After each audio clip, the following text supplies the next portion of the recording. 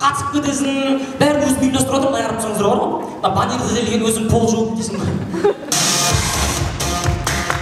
Достар, байқап тұрған болсаңдар, шыққандар, ойбай шапалақтарыңыз қайда, айғай-шу қайда деп сіздерден шапалақтың айғай-шу сұрап отыр да. Маған ондай керек емес. Маған просто мен екі қолдарымды көтеріп, алақандар біреулеріңе соқсаңдар жарайды. Негізі біздер қазақтар, мына қазақтар бір тауардың жақсысын көріп қалсақ болды. Ойбай, мынау Россиядан шыққан, мынау российский деп Россияға өйтіп жібереміз. Bir жақсы машина көріп қалсақ, ойбай, мынау Германиядан шыққан, мынау Жапониядан шыққан деп оларға өйтіп жібереміз. Германский, жапонский деп. Бір енді сынып қалатын, сапасы жоқ бірдей көретін болсақ болды, мынау китайский. Қытайдан шыққан мынау, сапасы жоқ деп. Ол Қытайдан шығып жатыр ма, жоқ Россиядан шығып жатыр ма, бізге ұрмайды. Мынау китайский, Китайға өйтіп жүрсің да. Мен барау әліңге дейін көрмеппін, бір казахский деген зат көрдіңіздер ме сіздер? Жоқ ондай казахский деген. Бізде бар ондай. Біз байский деген жалау жалаймыз артта, қазақ байский деп. Бірақ біздер ондай дана заттарға немесе машиналарға қолданбаймыз. Біздер ондай цифрларға қолданамыз. Мәселен бірдеңе істеп отырасың, өтірік істеп отырасың онда да. Қасыңа біреу келеді де, "Елдос, өтірік қой, дұрыстап жасашы" дейді. Қазақ байский ғой. Баш жібересің, қазақ байский ғой біздер. Сондай сылтауларды қолданамыз. Сосын мына, ой, енді біз қазақтар деген енді той жасағанда бірінші орын аламыз ғой.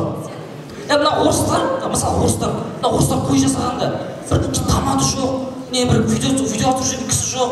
Білмеймін, өздерімен өздері әйтеуір бір кафеде болсын, бір үйде болсын, тек қана туыстарын жинап алады да өздерімен өздері отырады. Бір сағат екіде тып-тыныш жейтін жеп кетіп қалады. Біздің қазақтар сөйтіп бір комнатаға отырғызып көріңіз. Төйлесіп бастап кетеді бізде. Сол қазақтар төйлеспесін деп біздер әдейі тамады келіп қойдық ана жерге. Тамадын тыңдамайтындар да бар, тамады жүреді тарсын. Ағай, шылайды мына жерде. Сол тамадын тыңдамағасын біздер музыкант жігітті келіп қойдық. Кішкене көңілін көтерсін, билесін деп ана. Көңілдерін ауласын деп, төйлесіп қалмасын деп. Енді жағымсыздықтар көріп қалмасын деп видео түсіретін жігітті келіп қойдық ана жерге. Біз қазақтарды білесің ғой, видео ештеңе жоқ болса тек тамақ жегесіңдер болды. Сонда енді қазақтың тойы керемет той ішінде.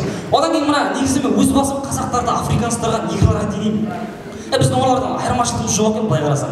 Олар мысалы кетіп бара жатқан ширафты бірдеңе ұстап алды да жейді ғой сойып. Бізде сол ғой, үйде тұрған жануарларды сойып жейміз ғой.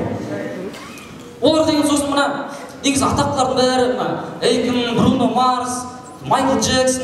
Майкл Джексон ақ еді ғой ол кісі енді. Қышынан кетті. Осы Майкл Джексон мына барлығы Африкадан шыққан негрлардан.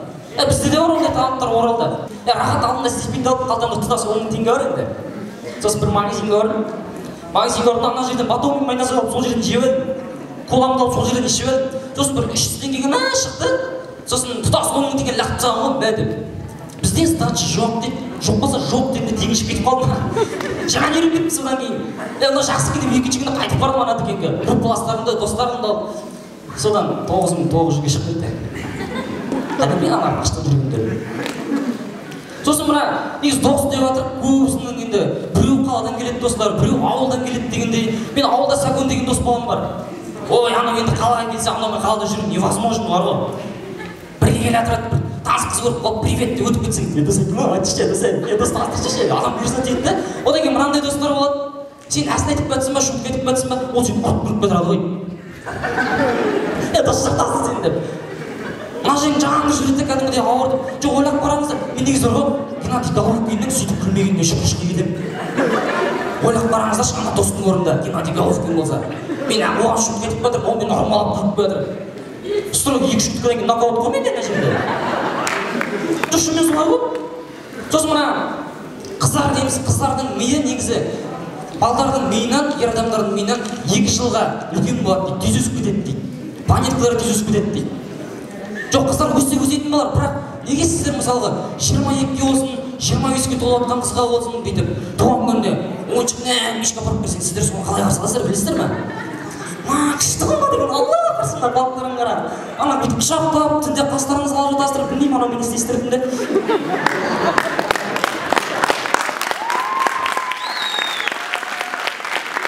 Жоқ, енді ойлап қараңыздар, 22-ге немесе 25-ге толып жатқан жігітке ойыншыққа маса апарып бересің. Анау сен, мә, дөңгелектер қандай күшті, багажник шашылады да, кәдімгі қасына. Ондай жоқ қой жігіттерде. Олай істемейді ғой жігіттер деген. Енді ойлап қараңыздар, кімнің 2 жылға планетасы тез өсіп кетеді.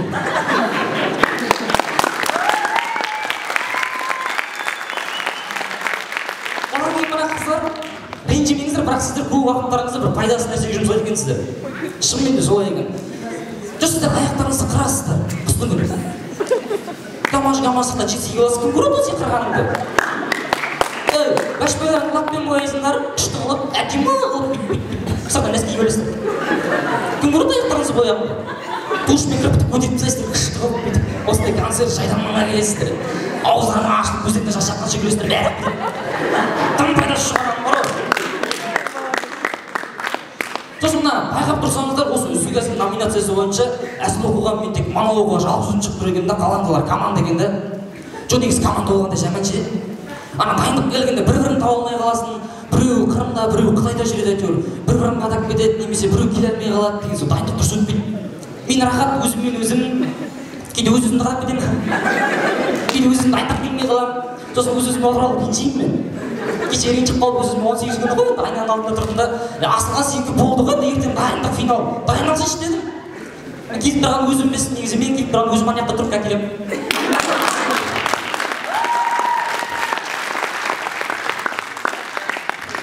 Кешіп қалдым. Мына негізі мен бір әдетім бар еді, әдет өтіп сөзімді ұмытып қаламын ше, рұқсат болса шұбарқалды қарап алатын жағда. Так, 2 кило картошка, 1 кило песок дейді. Кешіріңіздер, онан негізі маман берген спискісі ғой. Магазин кетіп қалған кісі қайда емес, мен финалда жүргенімде. Маңызды емес әрі қарай жалғастырамыз. Сосын мына негізі қазіргі таңда қыздарды алдау қиындап бара жатыр. Бір техникадан маған сайын алдау қиындап жатыр негізінде. Мына WhatsApp-ға ойбай жаным, бүгін менде мегабайт болған жоқ, единица болған жоқ, мен кіре алған жоқпын деп өтірік ете салайын десең, ана WhatsApp-та өзіне жазылып тұрады да, сегодня было бірдеңе часов деп. Адамның не арасында дейді. Одан кейін мына автобус енді 22-ші маршрутқа мен білдім алдында. Одан қызыма баратым, қызым звондап, жаным қай жерде кетсін деп өтірік айта салып, алыстамын негізі. Жаным болды міне 2 остановка қалды, өтірік айтып болғанымыз болды ғой. Автобустағы радио тұрды да, Ахмет Жарбатыр көшетай алдымызды деп адам қашпайды. Шынымен ақылы қиындап баратыр да қазіргі заманда. Сосын мына қыз деп жатырмын, әйел адам деп жатырмын. Енді көп әйел адам осы ренжиді. Біздерге жолдасымыз, күйеулеріміз қол көтереді деп. Жоқ, біздер мына еркектер негізі біздер мәдениеттіміз. Біздер мына қол көтерместі бұрын ескертеміз сіздерге. Сіздер марсу халық па? Бірінші ескертуге деп, жаным болды. Сіздер тыңдамайсыздар. Екінші ескертуге деп, жаным болды дедім мен саған. Онда да тыңдамайсыздар ма ше? Үшінші ескерту мынандай ғой бізде. Қатын бір. Тыңдамайды. Қатын 2 дедім мен саған. Бәрі тыңдамайды. Қатын 3 деген болды ғой, шапалақ кетті ғой. Вот просто біздер ескертеміз еркектер. Вот сіздер ескертпейсіздер. Сіздер шубы, туфленка алып аласыздар, содан кейін ескертесіздер. Жаным, мен саған бірдеңе айтсам бол ма? Мен туфленка алып едім ғой. Қаншаға дейсің бірден, бағасын сұрайсың. 150 мың дейін алмай қыздар ма? Вот көріп сіздер алып болғаннан кейін барып ескертесіздер. Біздер соқпастан бұрын ескертеміз. Біз тіпті мына ішіп келгенімізге дейін ескертеміз ғой, шіркін. Үйде отырып алып келесіздер сіздер. Мына бүгін ішіп келді. Есімді тағысам білесің ғой. Тағысам, қандай ашы! Дүралып кетесің кәдімгідей. Вот біздер ескертеміз негізінде. Сосын мына көңіл күй, сіздер мына концертке келіп отырсыздар, КВН қарап, бір ән тыңдап, көңілдеріңіз көтеру үшін келіп отырсыздар. Негізі мына көңіл күй деген нәрсе адам баласына ғана тән нәрсе ғой. Адам баласына ғана тән нәрсе. Енді ойлап қараңыздаршы, жаңағы көңіл күй деген нәрсе, ана жаны жоқ заттарға тән болып кетсе. Мысалы, ойлап қараңыз, тынық мұхиты ренжіп қалған акулаларға шыға тұрасыңдар ма? Оңаша қылымды бір түссе бір түрлі ғой мысалға. Мысалы, бағдаршам ренжіп қалған машинаға өте беріңдер десе бір түрлі ғой. Сондықтан көңілімізді көтеріп шапалақ соқып қоюға. Сосын біздер қазақтар негізі сөз қатырын түсінбей жүргенбіз шыны керек. Біреу келіп бізге ақылды нәрсе айтып жатса, сен былай істеме деп жатса, кетші басқа ұрып. Баршы. Өзімізше ақылды оқып аламыз біздер. Сөз қатырын түсінбейміз.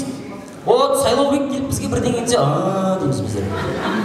Сайлаубек келіп бізге киім аманған болып киіміне фләт дейсінші. Нақ көрсетеді мынау дейсің. Сөз қатырын түсінбейміз біздер негізі. Мына сөз деп отырмын ғой. Сөз деген әріптің сөздің өзі бір 3 әріптен тұрады. С-дан басталады, по-моему, ортасында У деген әріп болу керек. Сосын С-дан аяқталады. Мына адам баласының өмірінде негізі маңызды нәрселердің барлығы қазіргі заманда 3 әріптен тұрады екен ағайын. Мысалы, жер 3 әріптен тұрады. Бізге маңызды ғой жер деген, үй салу үшін жер алмай жүреміз. Одан кейін малдың өзі 3 әріптен тұрады. малды біз асырау үшін оған шөп береміз. Шөптің өзі жерінде тұрады. Ол шөп малдарға да қымбат болады, кейбір балдарға да қымбат болады. Одан кейін ана, әке, әже бәрі қымбат жерінде тұрады. Одан кейін мына айтып отырмын негізі, мына құрметті көрермендер, өздеріңіз ойлап отырған шығарсыздар. Осы үздік әзіл номинациясы бойынша бірінші орын алып кеткен кісіге не береді деп. Жоқ, шыны керек, мен де білмеймін не беретінін. Мына енді ұйымдастырып отқан ұйымдастырушылар, ол жасаған Нұрбек аға, сол маған жаңағы 2 кило картошка, 1 кило песок бере салыңыз, жерге үйге апарып береді. Рахмет, сіздермен бірге болған.